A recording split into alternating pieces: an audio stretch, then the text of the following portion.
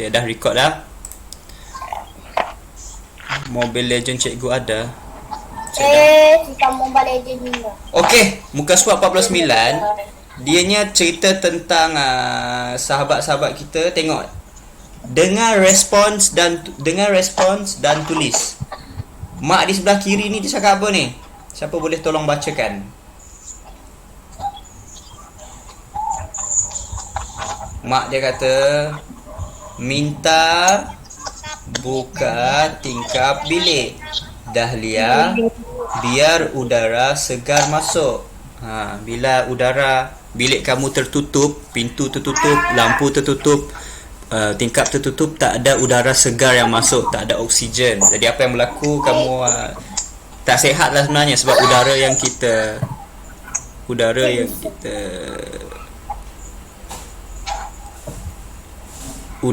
kita hirup ini perlulah segar daripada apa yang berlaku dengan Raihan ya. Raihan, kita tengah kelaya kah?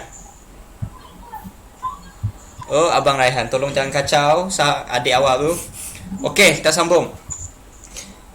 Jadi kamu kena tulis respon. Contohnya mak dia kata minta buka tingkap Dahlia supaya udara segar masuk. Jadi apa yang kamu akan jawab? Jadi mak dia minta, mak dia menyuruh. Baiklah ibu. Mak dia menyuruh.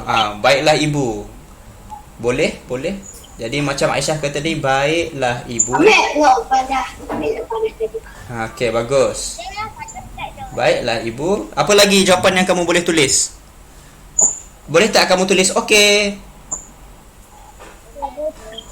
Kalau kehidupan sebenar memang kamu boleh tulis okey, memang difahami oleh masyarakat. Tetapi dalam bahasa Melayu, terutamanya dalam tulisan, kita tak boleh tulis okey. Kita akan tulis baiklah ibu, ataupun boleh ibu. Boleh. Saya akan boleh cikgu, ya Allah. Boleh ibu.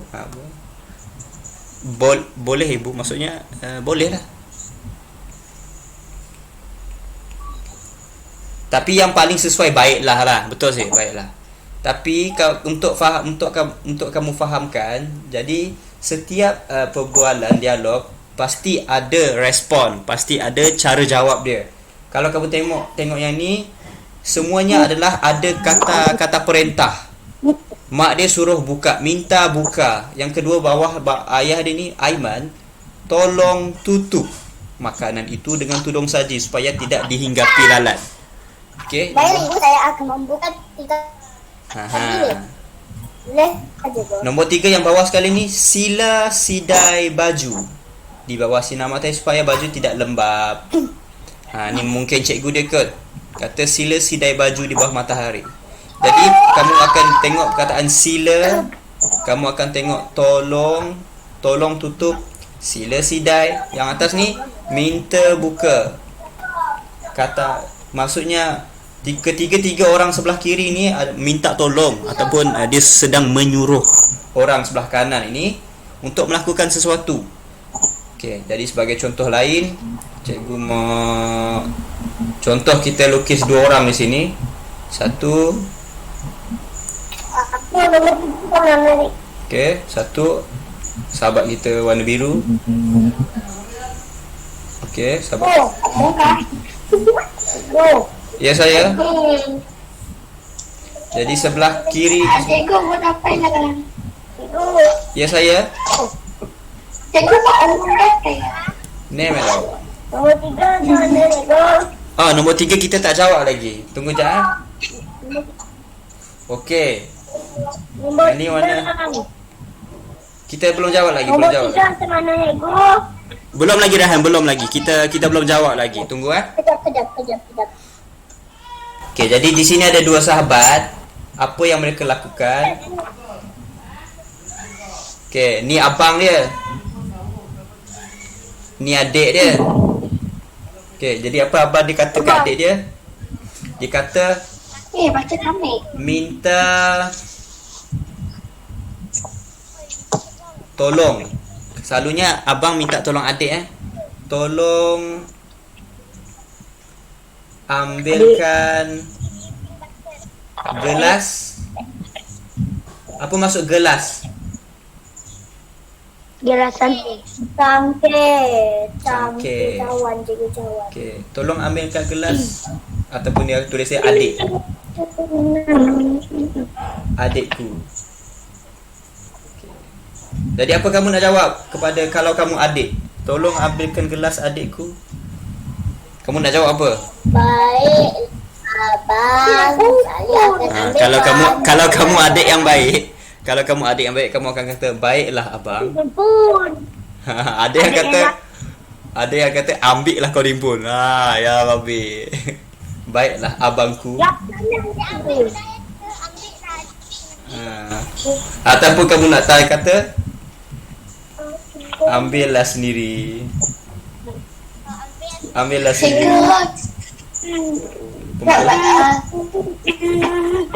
Ya, saya Batrisha. Ataupun respon yang kedua, ambillah sendiri pemalas. Jahat. Ya saya. Okey, jadi apabila kamu diberi kata perintah yang selalunya dimulakan dengan tolong ambil, minta tutup, ataupun yang ketiga adalah sila. Contohnya kalau kamu pergi ke hospital, kamu jumpa nurse, contohnya nurse. Siapa tahu nurse? Siapa tahu? Sorry, kami tetap. Okey.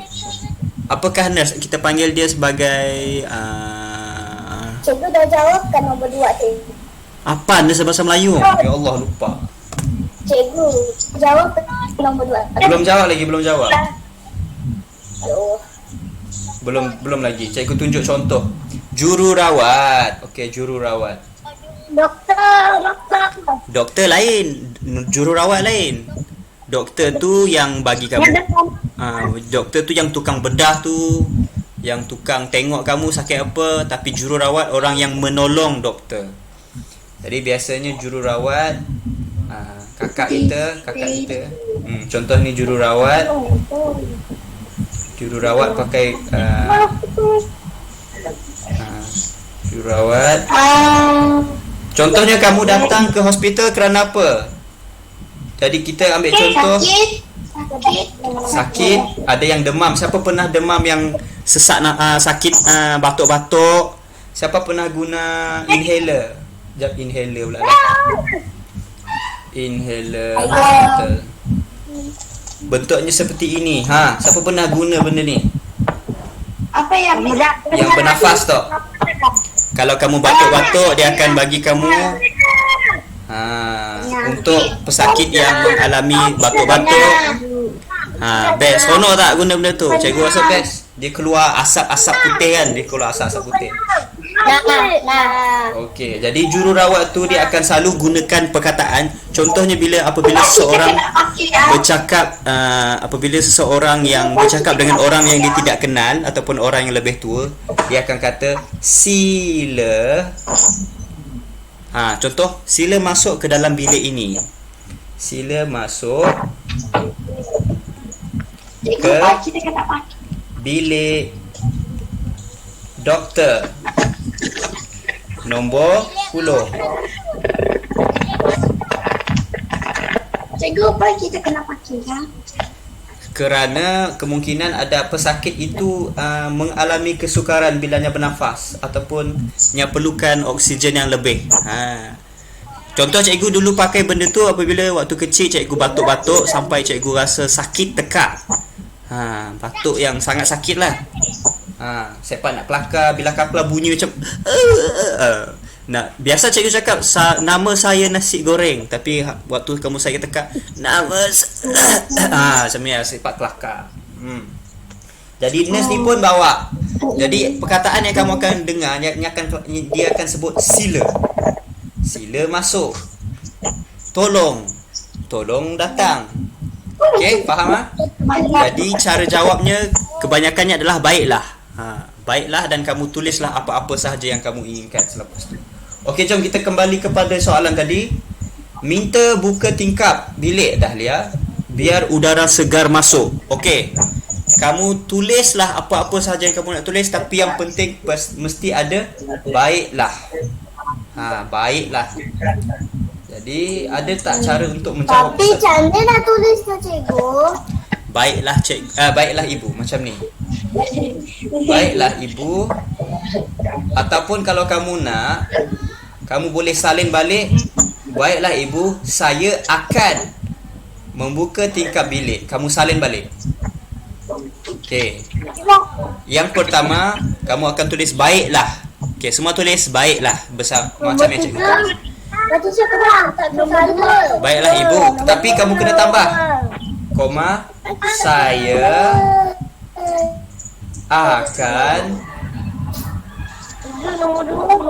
saya akan kamu salin balik yang merah ni. Dia kan kata minta buka tingkap kan. Saya akan buka tingkap bilik. Titik. Lebih panjang, lebih cantik ayat kamu. Jangan takut tentang nombor 3. Sekejap.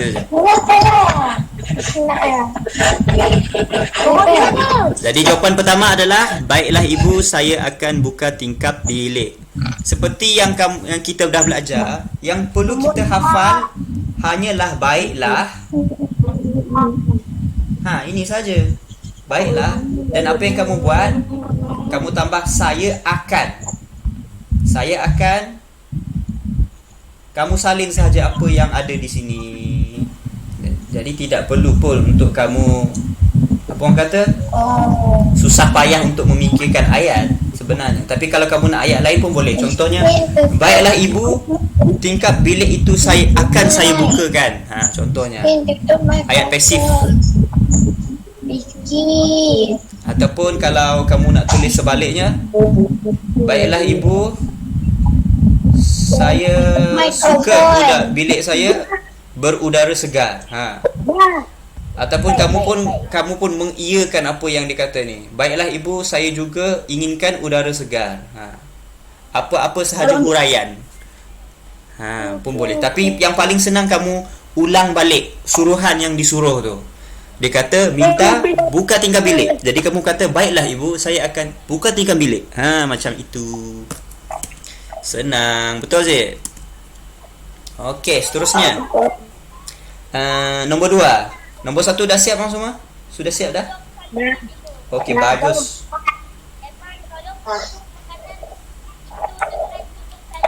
Jadi Aiman, tolong tutup makanan itu dengan tudung saji supaya tidak dihinggapi lalat. Okey, jom kita tengok contoh tudung saji. Macam mana bentuk dia? Kalau kat rumah cikgu, dia bentuk dia macam plastik. Tudung saji. Okey. Yang mana kamu ada? Yang atas ni warna-warni ni ke yang bawah ni yang macam warna biru ni? Warna biru cikgu. Warna biru ya. Biru ya. Kebanyakannya kita ada yang macam ni kan, betul tak? Warna biru. Kami dah. Dia macam ada laluan untuk kamu nampak apa yang berada di dalam dan udara. Tapi yang tak dapat masuknya, lalat tak dapat masuk. Dia takkan muat dalam tu. Jadi tudung saji lama bentuknya seperti ini.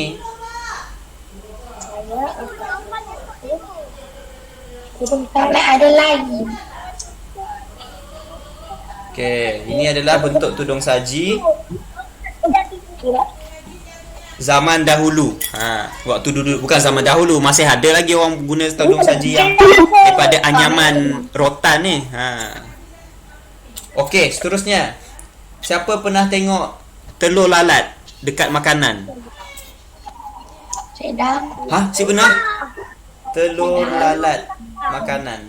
Jadi kenapa kita perlu tutup makanan kita dengan tudung saji? Nampak tak ada? Gelinya.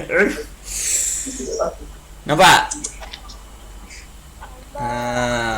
Ayam yang kamu nak makan tu tiba-tiba telah ada telur lalat di situ. Geli tak?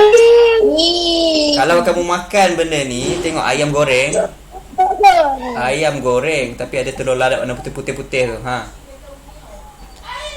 Warna putih-putih tu telur lalat. Jadi kalau kamu tersalah makan, kadang-kadang kamu makan kamu tak perasan telur tu terlalu kecil, kamu akan sakit perut, mengalami, kamu akan demam, macam-macam lagi. Si boleh makan lah, jangan makan telur lalat ni. Makanan tu dibuang je. Kalau kamu nak buang sebahagian saja pun cikgu tak tahulah. Sebab lalat makan sampah bah cikgu. Lalat tu kotor pada mulanya. Lalat bertelur, kita makan sampah awak. Telur tu sendiri nilah tidak sihat untuk badan. Jadi apakah kamu pernah tengok tak ulat maggot? Ulat maggot sampah. Aduh. Ulat sampah. Ulat warna putih tu. Ya, warna putih tu. Ulat sampah. Oh, warna putih ya. Ulat ada sampah. warna hitam juga cikgu. Ada warna hitam juga. Warna hitam kurang lah. Biasanya warna putih. Selalunya ada pada sampah-sampah di dapur. Contohnya mak kamu masak, dia buang barang-barang kotor di dalam plastik tu, kadang-kadang keluar ulat sampah ni. Ianya anak kepada lalat. Mana nangkap? Ulat-ulat putih itu adalah larva, anak kepada lalat. Bila dia besar dia akan jadi lalat. Jadi apakah hikmah dia? Kenapa Allah mencipta lalat ini adalah supaya manusia menjaga kebersihan. Yang pertama, cuba kamu bayangkan kotor-kotor, seekor lalat, tak ada ulat. Kamu geli tak? Tak geli. Tapi kalau ada baru kamu geli. Gatal sama cikgu. Yalah. Dan yang kedua, hikmah yang kedua adalah apabila barang-barang itu, barang yang kotoran tu, bila ianya dihinggap oleh lalat, ianya akan decay, orang kata. Kalau kat dunia ni banyak sangat sampah, macam mana dia nak hilang? Kalau banyak sangat sampah, penuh lah seluruh bumi ni. Jadi apa yang berlakunya decomposition ataupun panggil penyahuraian oleh bakteria-bakteria supaya sampah tu hilang. Supaya contoh macam ayam yang dah basi kita buang, macam mana dia nak hilang? Jadi sampah ni lambat laun akan hilang juga, dimakan oleh lalat, dimakan oleh bakteria-bakteria, dan akhir sekali akan hapus, lenyap daripada dunia. Tetapi ada satu bahan sampah yang sekan susah untuk ia hilang dari dunia, ianya adalah plastik. Hard to decompose. Kalau kamu tengok sampah-sampah di laut, kebanyakannya adalah sampah-sampah plastik. Contohnya botol plastik. Contohnya kayu kayu boleh hilang. Contoh kamu beli botol air kan. Botol air tu setiap daripadanya memang susah untuk dihuraikan. Maksudnya susah hilang di dunia tu. Kalau kamu buang ayam, kalau kamu buang ayam, esok hari dia dampak basi. Minggu depan isi dah hilang. Bulan depan dah hilang, dah tulang-tulang sekali hilang. Tapi kalau plastik, bertahun-tahun akan datang, beratus-ratus tahun akan datang pun dia masih dalam bentuk plastik itu. Jadi ianya susah untuk hilang. Ianya akan, apa yang pola, laut kita akan kotor. Pernah tak kamu tengok sahabat-sahabat binatang kita yang termakan plastik? Contohnya animal ate plastik, termakan plastik. Contoh ada burung-burung, dia makan plastik. Dalam waktu dia mati, dalam badan dia, kamu tengok ada apa dalam badan dia? Ada plastik, sampah dimakannya. Jadi itulah keburukan apabila sampah tidak diuruskan dengan baik. Apakah caranya? Kita perlu recycle sekitar semula. Ada juga nampak tak ni, apa ni, kura-kura ke kambing? Penyu bukan kambing. Penyu. Jadi penyu ni dia makan plastik. Plastik kalau makan dia kan tak hilang. Jadi dia akan, sama ada dia akan tercekik ataupun akan mati daripada poisonous ataupun racun lah. Okey, lama betul kita bersembang. Jom kita buat latihan tadi. Okey, jom.